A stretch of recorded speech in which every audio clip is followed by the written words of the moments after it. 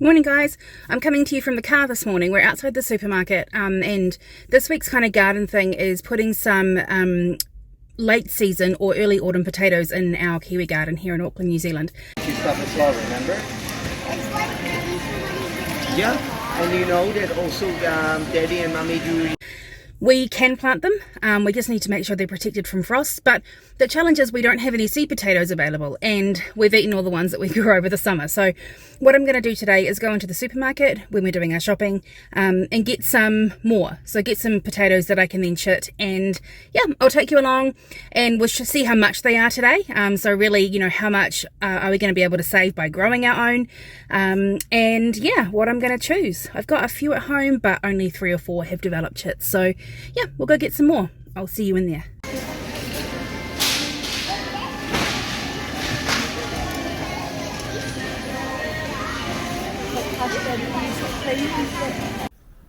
So here are the potatoes that I showed you guys when I was buying.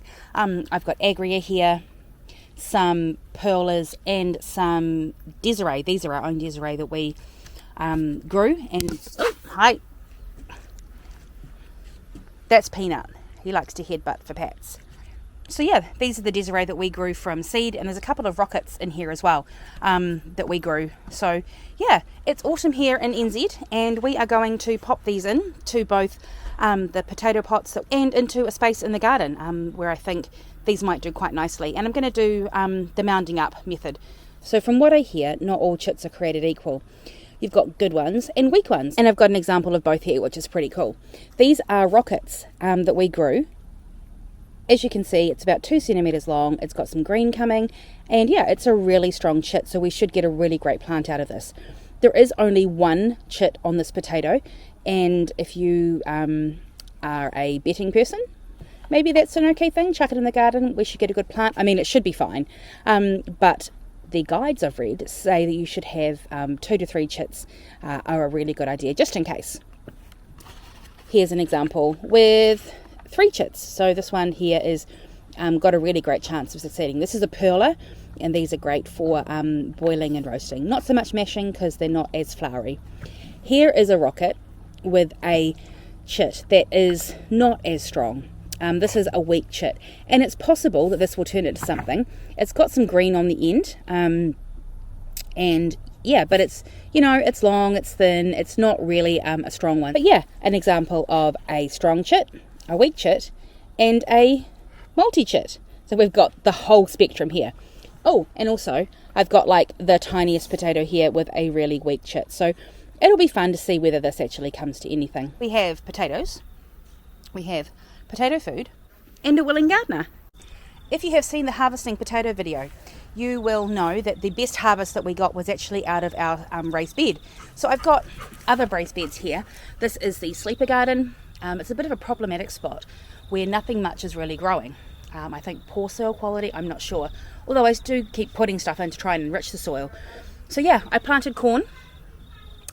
Nothing really happened with the corn this year, so I'm going to put potatoes in this. And you can see that down here, it's got about a 15 centimetre lip, and the soil definitely needs filling up in the bed. So I figured I'll pull these guys out, give it a bit of a weed, pop some potato food through, and then I can put the potatoes in, and then yeah, I'll mound them up as they go. That way I can use the mounding, and I'll also end up filling up the beds as well. So I'm going to do here. And over here are the pots that the potatoes came out of last season. So we'll refresh the soil, and I'm going to empty a couple of these out and actually use the mounding up method from here as well. So I'll empty them, keep about 10 centimetres of soil in the bottom, put the potato in, cover it up, and then as the sprouts come through, this time I will remember to mound them up. And also the other thing is, hey, there's my shadow, hi, way more sun. So as you can see, this spot here gets all day sun. So that is where they're going to live. I'm going to go prepare the beds, sort out the buckets, and then I'll be back. Here's the garden all cleaned out, or that little bed. So I've got 1, 2, 3, 4, maybe like 4.5 square feet here. So I'm going to do maybe 1, 2, 3, and 1, 2, 3. So we'll plant 6 seed potatoes just to give them a bit more room, and we'll see how we go. Here is the potato food going in.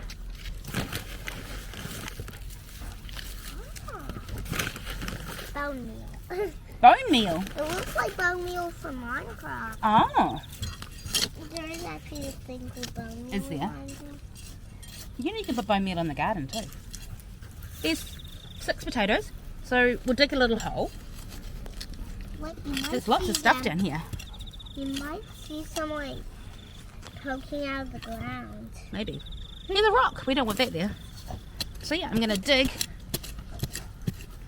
That's Pop 'em in. not a rock. and cover him up. There's about maybe 5 centimetres of soil across the top of him. And Finny broke a crayon. Oh well. It was bent, then it just snapped. So what I'm going to do with these ones is I've got the bags. I'm going to tip the dirt from the bags in the wheelbarrow and then put some back into the bags, like 10 centimetres or so. Pop the potato in, give it some food, cover it up, and then I'll bring the wheelbarrow that's going to be full of dirt for a while out and mound them up as I go. So that was the feedback I got on the harvest video, was definitely do when you're growing in bags and even in the garden, but do the mounding method because your harvest is going to be a lot more productive. So yeah, I'm really looking forward to that. So sun, mounding, feeding, keeping watered, and hopefully keeping the frost off the tips. So in Auckland we can plant them in autumn. Oh, that's not gonna work. Should I tip it on him? That'll be fun. We missed one. Look. I found a potato. So yeah, I've emptied this one out. I will now plant it up. All that dirt I just tipped out, I'm going to put some back in. More food. So in that one, I'm going to do 2 agria with really strong chits and 1 rocket with lots of random weak chits. So maybe lots of random weak ones will make up for a strong one. Who knows?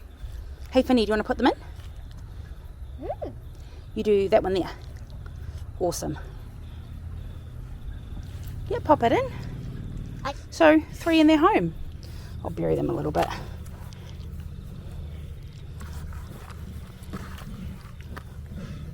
You realise I'm digging a hole and you're filling it up. Oh, there's a worm, look. I also... You just covered them up. Yeah.